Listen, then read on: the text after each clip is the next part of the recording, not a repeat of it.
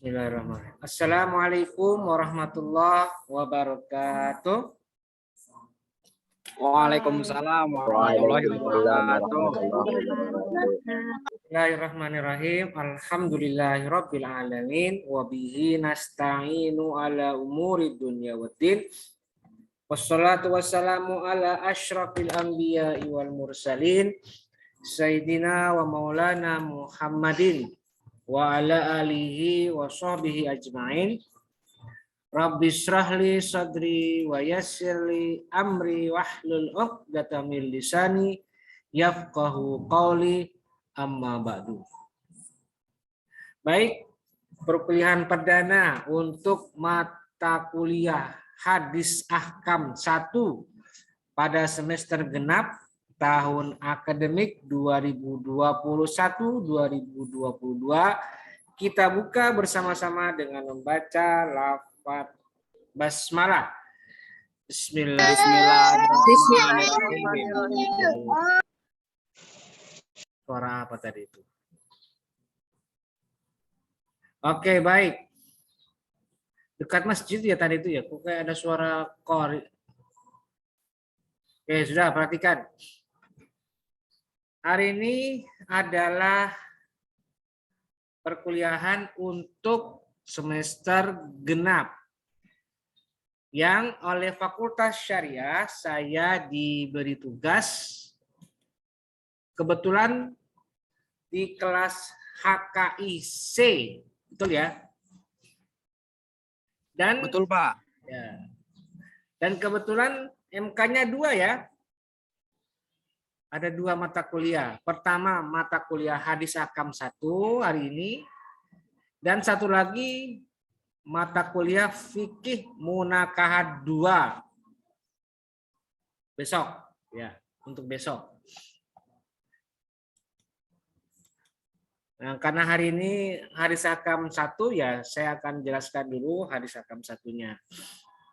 Kalau Fikih Munakahat 2 nanti besok kita akan adakan Zoom meeting lagi minggu depan. Besok hari Jumat. Dan sengaja hari ini saya tidak bisa hadir di kelas kampus untuk mengadakan PTM atau pembelajaran tatap muka atau kuliah langsung karena kendala waktu. Saya terus terang baru diberikan kabar akan mengajar Hadis Ahkam 1 itu baru tanggal 3 Februari 2022 atau hari Kamis ketika ada rapat sosialisasi yang dilaksanakan oleh fakultas. Nah, sedangkan perkuliahan akan dimulai tanggal 7. Jadi tanggal 3 ke tanggal 7 itu berapa hari? 4 hari kan? Sangat mepet sekali itu. Sementara saya, terus terang ya, saya sekarang terus terang sudah pindah dari Serang ke Demak. Sehingga saya agak kelabakan nih, waduh, gimana ini? Untuk kuliah langsung kayaknya agak repot. Makanya saya laporan ke fakultas, mohon izin, Pak Wadek, saya mohon maaf, minggu awal atau minggu sekarang, saya tidak bisa masuk, Pak. Karena saya tidak bisa mengatur jadwal dengan pas. Karena waktunya mepet, Pak. Mungkin saya akan bisa kembali masuk atau mulai masuk PTM nanti minggu berikutnya atau minggu depan ya tanggal 17 ya. Tanggal 17. Jadi saya sudah izin ke fakultas untuk tidak masuk pada hari ini. Jadi perlu saya sampaikan hari ini saya tidak masuk karena saya masih di Jawa Tengah dan akan masuk pada minggu depan. Tapi tidak masalah karena cukup sebenarnya perkuliahan ini melalui Zoom meeting ya. Cuma karena ada kerinduan di kalangan mahasiswa, Pak, kita kuliah langsung aja, Pak. Ya sudah, direspon oleh fakultas. Kebetulan juga kondisinya sangat memungkinkan sehingga ya sudah akhirnya dilaksanakanlah PTM, tapi dengan syarat-syarat tertentu. Misalnya kalian wajib pakai ID card. Coba saya tanya ini, siapa yang sudah punya ID card? Coba pencet raise hand atau angkat tangan. Coba pencet raise hand yang sudah punya ID card. Pencet raise hand. Indri, siapa lagi yang sudah punya? Amanda, Zarfa, siapa lagi? Nurbaria sudah, Ardia Naufal, siapa lagi? Baru 4 ini yang pencet raise hand. Yang lain belum ada ya? Hah? Hastri, Amalda, punya nggak kamu? Hastri, coba angkat suaranya dinyalakan. Hastri, Hastri. Kamu punya nggak? Hastri, coba. Iya, Pak. Kamu sudah punya belum? Kalau Hastri kan kemarin kan terlambat ya Pak vaksin 2-nya.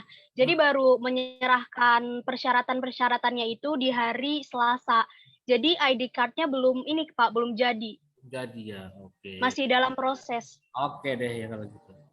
Terus ini sekarang Fadil Hamdi, coba nyalakan suaranya Fadil Hamdi. Ya Pak, Kamu sudah punya ID card belum? ID card-nya belum jadi Pak, masih proses soalnya namanya belum ada. Udah kalau data-data udah diserahin Pak. Sudah vaksin kedua?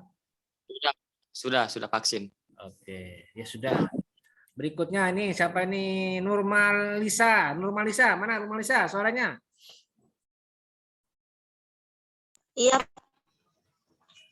Kamu sudah punya ID card belum?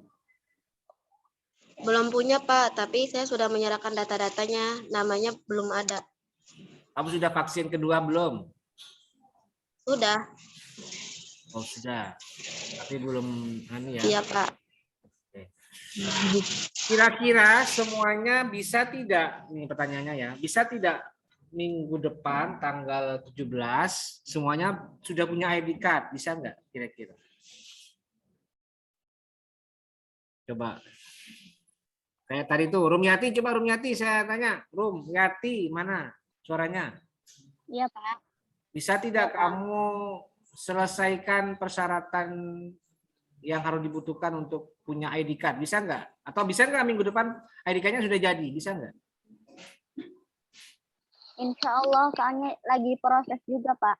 Semoga ada namanya gitu langsung. Oke ya. Dan yang lain ya, saya harap juga semua sudah bisa sehingga semua sudah bisa punya ID card dan bisa hadir di pertemuan perkuliahan langsung tanggal 17 minggu depan ya. Sebab nanti kalau misalnya ada yang tidak bisa, mau tidak mau, misalnya ada yang nggak bisa PTM karena belum punya ID card. Saya terus terang agak tegas ya, nanti kalau misalnya besok atau tanggal 17 itu saya masuk ke kelas dan ada yang tidak memakai ID card, saya keluarkan itu. Saya suruh keluar karena tidak ikuti ketentuan fakultas itu namanya. Dan harus saya keluarkan dan saya tidak mau. Kamu cukup kuliah online saja, Zoom meeting saja. Nah, kalau misalnya semua sudah punya, itu kan enak, berarti semua bisa hadir dan saya tidak perlu buka Zoom meeting lagi. Ya, itu manfaatnya. Kalau misalnya ada yang tidak bisa dan ingin hadir, ingin masuk kelas, maka terpaksa saya buatkan Zoom meeting. Jadi saya di kelas, saya masuk ke kelas, saya juga buka Zoom meeting gitu loh. Jadi dua alam, satu di alam nyata, satu di alam goib gitu ya. Itu solusinya. Ya alam goib itu bagi yang tidak hadir, yang tidak bisa datang karena belum memenuhi syarat ID card-nya sudah jadi gitu loh. Jadi gitu ya. Saya harapkan minggu depan sudah selesai, sudah jadi. Jadi tidak perlu lagi saya buat Zoom meeting. Tapi kemungkinan ini ya, saya kasih tahu ya, kemungkinan perkuliahan kita juga mau tidak mau pada akhirnya juga akan lebih banyak dimaksimalkan di perkuliahan online ya, saya ingatkan. Kenapa? Satu, karena saya sudah pindah ya di Demak saya sekarang. Dan saya yang kedua kemungkinan saya tidak akan banyak tidak banyak waktu untuk datang ke Serang. Minggu depan saya memang mau ke Serang. Minggu depan dari tanggal 14 sampai 2 minggu berikutnya. Tapi tidak sampai selesai ya. Saya setelah itu pulang balik lagi. Nah, kemungkinan setelah itu saya bisa maksimalkan. Saya bisa mengadakan perkuliahan langsung PTM di 2 minggu atau 3 minggu. Tapi setelah itu saya kembali dan mau tidak mau begitu saya kembali ya kita kembali ke modul perkuliahan online. Jadi ya itu otomatis.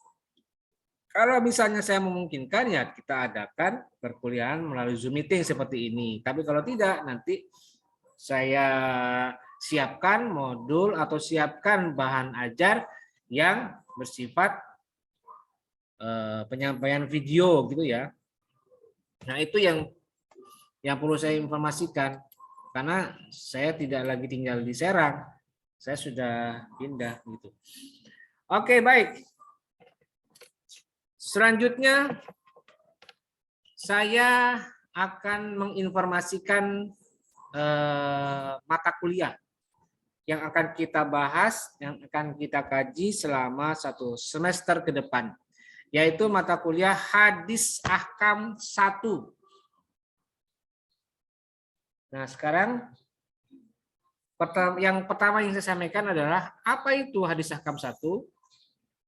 Yang jelas, Hadis Ahkam 1 itu adalah kelanjutan atau manifestasi dari manifestasi dari pengejawantahan kurikulum kita di Fakultas Syariah. Kita kan sudah tahu bahwa salah satu kompetensi utama kita adalah memiliki kemampuan di bidang hukum atau hukum positif dan hukum Islam. Nah, salah satu kompetensi yang kita miliki adalah kemampuan memahami aspek hukum Islam. Nah, pertanyaannya adalah seberapa hal yang bisa digambarkan kemampuan kita di bidang hukum Islam. Nah, salah satunya adalah kemampuan kita memahami referensi yang berhubungan dengan hukum Islam. Dan salah satunya adalah hadis. Dan hadis tentu saja ada beberapa macam. Dan yang paling spesifik yang perlu kita kuasai, yang perlu kita pahami sebagai referensi kita di Fakultas Syariah itu adalah hadis-hadis di bidang hukum. Nah, menariknya adalah di situ ada keterangan 1 ya, hadis Ahkam 1. Berarti nanti di semester berikutnya akan ada hadis Ahkam 2. Nah, sekarang bedanya di mana hadis Ahkam 1 dan hadis Ahkam 2? Saya jelaskan. Jadi hadis Ahkam 1 itu adalah hadis hukum yang berbicara terkait persoalan konsep dasar dalam Islam, misalnya ibadah. Nah, maka dari itu hadis hukum 1 atau hadis Ahkam 1 itu semuanya sama. Baik di semua jurusan, baik di jurusan HES, HKI maupun HTN. Semua akan dapat ini, walaupun namanya beda-beda ya. Di HKI itu ada hadis Ahkam 1 di HKI. Di HES itu ada hadis Ahkam Muamalah. Di HTN ada tafsir hadis. Saya lupa kalau di HTN saya lupa. Apa hadis hukum politik atau hadis hukum apa? Pokoknya semua jurusan dapat ini. Jadi hadis Ahkam itu berhubungan dengan hadis Ahkam 1 itu berhubungan dengan aspek umum seperti ibadah. Sedangkan nanti untuk hadis Ahkam 2, nah ini sudah mulai spesifik untuk masing-masing jurusan. Misalnya kalau jurusan HES hadis Ahkam Muamalah. Ya berkaitan hadisnya dengan muamalah. Sedangkan kalau HTN ya terkait politik Islam atau siasat syariah. Dan yang HKI nanti untuk hadis hakam 2 itu ya berbicara seputar persoalan perkawinan, waris, dan yang lainnya. Jadi itu ya perbedaan di antara hadis hakam 1 dan hadis hakam 2 yang perlu kalian ketahui. Nah, jadi nanti di sini kita di semester 4 ini kita akan pelajari hadis hakam 1 yang bicara tentang persoalan-persoalan ibadah. Nah, apa saja persoalan ibadahnya? Antara lain 1, tohara atau aspek suci, bersuci, tohara. Kedua, aspek sholat atau ibadah sholat. Kemudian yang ketiga, aspek zakat. Kemudian yang keempat, aspek ibadah puasa. Dan yang kelima, aspek ibadah haji. Jadi hadis apa saja yang akan dibahas terkait haji, zakat, puasa, sholat, dan toharoh. Nah, nanti itu akan jadi pembahasannya. Nanti saya akan jelaskan, tapi tidak sekarang, apa saja hadis-hadis itu yang akan kita fokuskan pembahasannya pada mata kuliah ini. Walaupun bukan sekarang ya penjelasannya ya, mungkin bisa nanti atau bersamaan dengan tahapan perkuliahan. Dan yang jelas, saya sudah buatkan RPS-nya. Dan disinilah nanti RPS ini akan menjelaskan tahapannya bagaimana saja. Misalnya mulai dari pertemuan 1, pertemuan 2, 3 sampai selesai. Ini seperti ini ya, saya tampilkan ya RPS ini ya. Nah, ini dia ya. Ini identitas mata kuliah atau identitas prodi dan dosen. Ini dia ya. Kemudian berikutnya deskripsi mata kuliah. Kemudian yang ketiga, capaian pembelajaran mata kuliah. Ini yang merah belum selesai. Saya sedang kerjakan ini. Nanti akan saya tampilkan lagi. Nah, berikutnya yang tidak kalah pentingnya adalah matrik. Matrik ini bicara tentang bagaimana distribusi perkuliahannya, materinya per pertemuan. Dan saya sudah menyiapkan apa itu? Berapa ini? 15 pertemuan ya. 15 pertemuan. Dari pertemuan 1 sampai pertemuan 15. Termasuk juga UTS dan UAS. Nih, UTS-nya di pertemuan 8 dan UAS-nya di pertemuan 15. Nah, yang perlu saya tekankan, yang perlu saya informasikan dan tekankan di sini adalah terkait dengan ini dia. Ada bagian yang secara khusus saya jadikan penugasan ya. Jadi seperti gini, misalnya saya kasih contoh ya. Untuk pertemuan kedua misalnya nih, ini penjelasan tentang 23 riwayat hadis. Jadi nanti di situ saya akan jelaskan 23 hadis yang berbicara tentang toharoh ya. Nih, ada dosen menjelaskan tentang 23 riwayat hadis. Kemudian mahasiswa menyimak dan ketiga tanya jawab. Nah, saya jelaskan. Nah, nanti pada pertemuan ketiga, di sinilah saya akan melaksanakan pendalaman materi. Pendalaman materi itu apa? Pendalamannya berbentuk penugasan. Berbentuk penugasan. Jadi itu akan saya buat secara selang-seling ya. Pertama penyampaian materi, minggu berikutnya penugasan. Itu semua terus sampai terakhir. Kita lihat. Ini pertemuan keempat itu juga tentang sholat 1 ya. Ada materinya tersendiri. Nah, baru pertemuan kelima pendalaman lagi hadis sholat 1. Nanti akan saya jelaskan pendalamannya dalam bentuk apa, penugasannya dalam bentuk apa. Kemudian juga pertemuan ke-6 ini hadis tentang sholat 2. Nah, pertemuan 7 pendalamannya sholat 2. Nah, pertemuan 9 hadis Nabi terkait zakat. Ada 18 riwayat hadis nih. Nah, baru di pertemuan 10 pendalamannya. Terus sampai terakhir jadi selang-seling. Penyampaian materi, berikutnya pendalaman. Itu model pembelajaran atau model perkuliahan kita ya. Nah, untuk penugasannya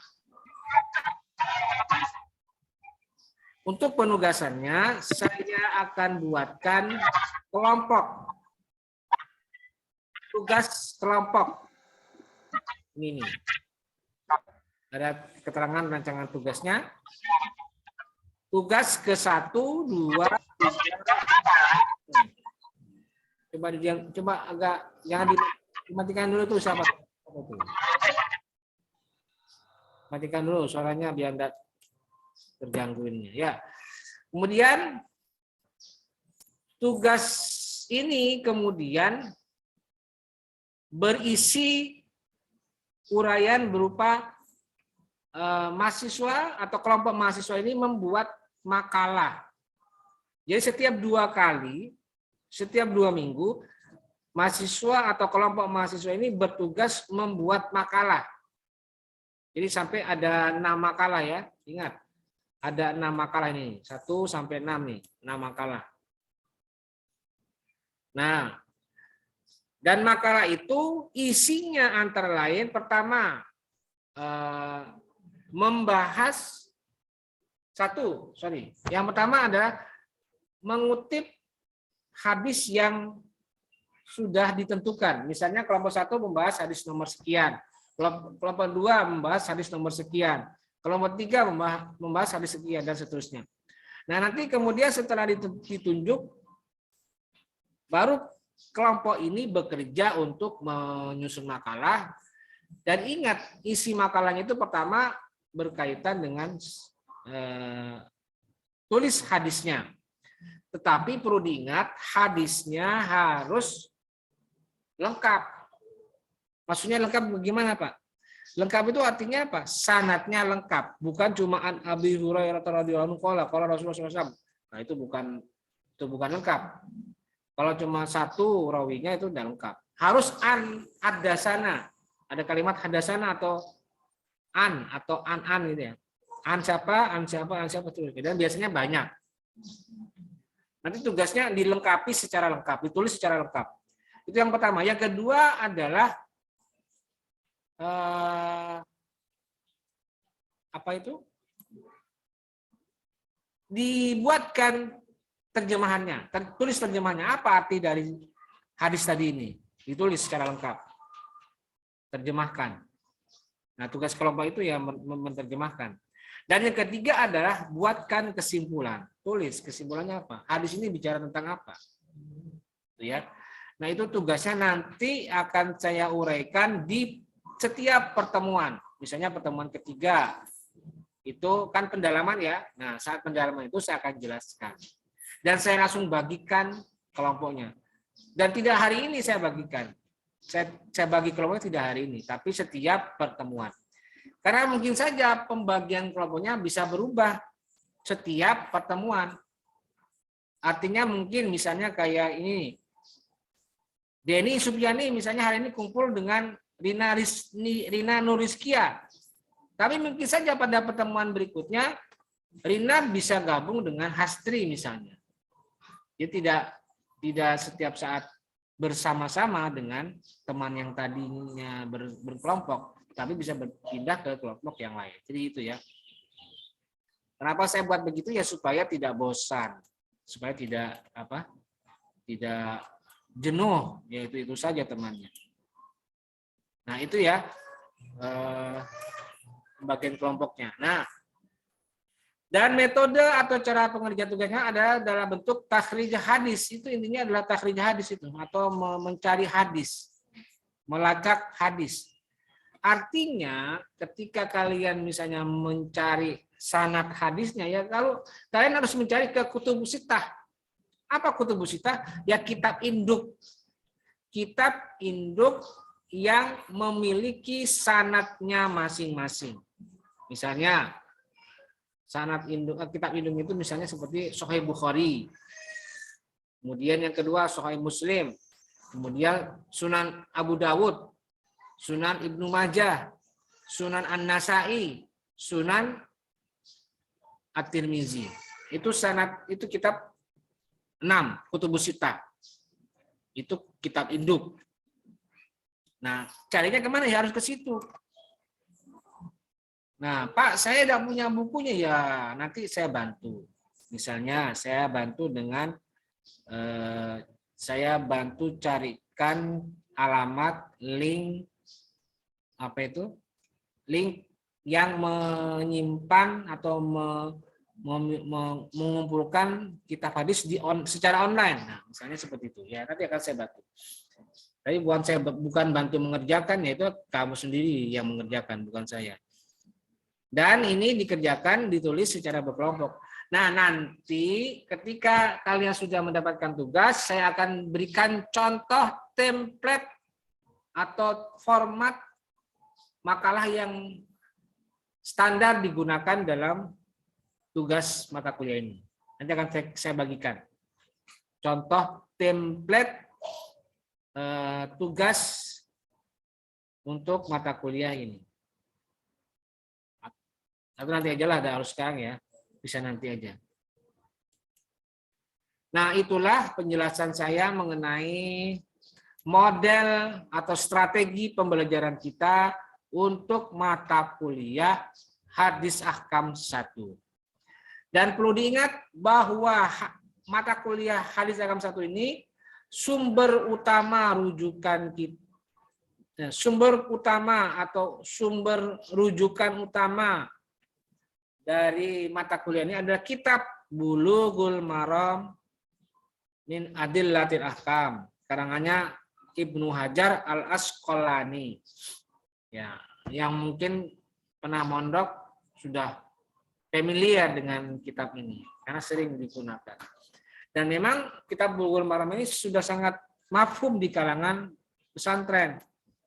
Cuman Bulughul Maram itu tidak secara lengkap menyebutkan sanad hadisnya. Tidak lengkap. Cuma misalnya awalnya aja an Abi Hurairah, udah qala Rasulullah, langsung ke matanya dia. Nah, itu kekurangannya. Nah, di balik kekurangan itu akan menjadi tugas kalian. Gitu ya. Oke, baik.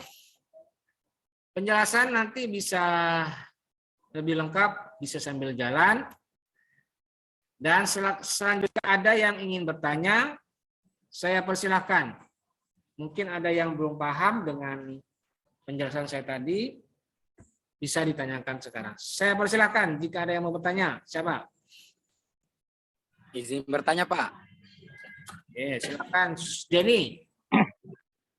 Ini Pak, terkait ID card PTM ya Pak. Semisalkan gitu Pak, dari fakultas belum jadi ID card kita, tetapi kita udah mengirim ini berkas-berkas persyaratannya Pak.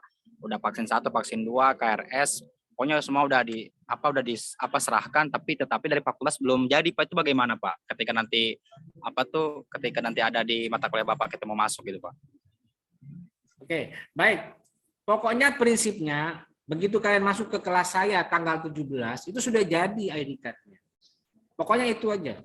Udah jadi, udah bisa dicetak, bisa ditempel di dada misalnya, atau dikalungkan di badan kalian. Nah, itu yang penting, saya minta bukti. Kalau belum ada ya sudah, jangan masuk. Gabung aja di Zoom meeting. Saya hanya mau minta bentuk nyata, fisiknya ada. Mana? Ditempel atau di mana? Nah, nanti akan saya baca. Dan saya juga nanti akan dapat tembusan dari fakultas daftar nama mahasiswa yang sudah mendapatkan ID card, siapa saja dia namanya. Ya. Jadi secara fisik saya tetap butuh. Kalau enggak ya, enggak usah masuk aja. Gabung aja di Zoom meeting gitu ya. Jelas, Jenny? Jelas Pak. Oke, ya. Siapa lagi? Silakan yang bertanya. Ada lagi? Yang perempuan, yang perempuan ada enggak?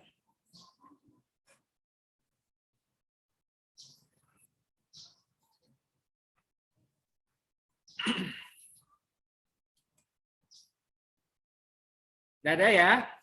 Baik, nggak ada. Kalau nggak ada, saya beritahukan juga untuk absensi nanti akan saya tampilkan secara online ya.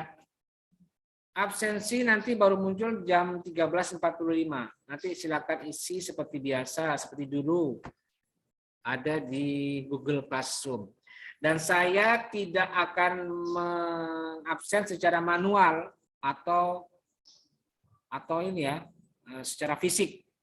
Tidak ada. Meskipun juga kita tetap ada perkuliahan PTM. Saya tidak pakai absen fisik. Semuanya absennya bersifat online. Termasuk yang masuk secara langsung. Ya. Untuk hari ini perkuliahan absennya nanti baru muncul jam 13.45. Silakan ditunggu saja dilihat di Google Classroom-nya. Oke, baik. Kalau misalnya ada hal-hal lain yang belum dibahas, mungkin ada yang terlewatkan, ada yang terlupakan, ada yang ya karena saking banyaknya sehingga lupa. Nanti akan kita bahas secara tuntas sambil jalan saja ya, sambil perkuliahan berlangsung. Misalnya nanti ada apa, ada kasus apa, ada peristiwa apa, ada kejadian apa, ada masalah apa, butuh penanganan, nah nanti baru kita bahas. Saya kira itu. Dan untuk referensinya, kitab Bulughul Maramnya, hadis-hadisnya yang saya ambil dari kitab Bulughul Maram, itu nanti sudah saya rangkumkan ya. Sudah saya buatkan rangkumannya dalam bentuk PDF. Tapi nanti bersamaan dengan selesainya penyampaian materi atau bersamaan dengan sesi pertemuan penyampaian materi. Kalau materi hari ini penyampaian atau apa tadi pendalaman, ya itu tidak saya sharing, tapi sebelumnya yang penyampaian materi itu akan saya sharing, tapi tidak sekarang. Saya sudah punya filenya. Sudah saya seleksi hadis-hadisnya, tidak yang mana saja akan kita bahas sudah saya siapkan, dan nanti baru akan saya bagikan PDF-nya pada pertemuan penyampaian materi. Jadi itu ya informasi berikutnya dan yang sekaligus pertemuan penyampaian terakhir. Karena tidak ada yang bertanya, ya saya kira cukup dan saya kira paham semua penjelasan saya. Kalau tidak paham nanti bisa ditanyakan di lain waktu. Baik, saya kira cukup pertemuan kita pada hari ini. Terima kasih. Mari kita akhiri dengan bersama-sama membaca lafaz hamdalah. Alhamdulillah. Terima kasih. Alhamdulillahirabbil alamin. Assalamualaikum warahmatullahi wabarakatuh. Waalaikumsalam warahmatullahi wabarakatuh.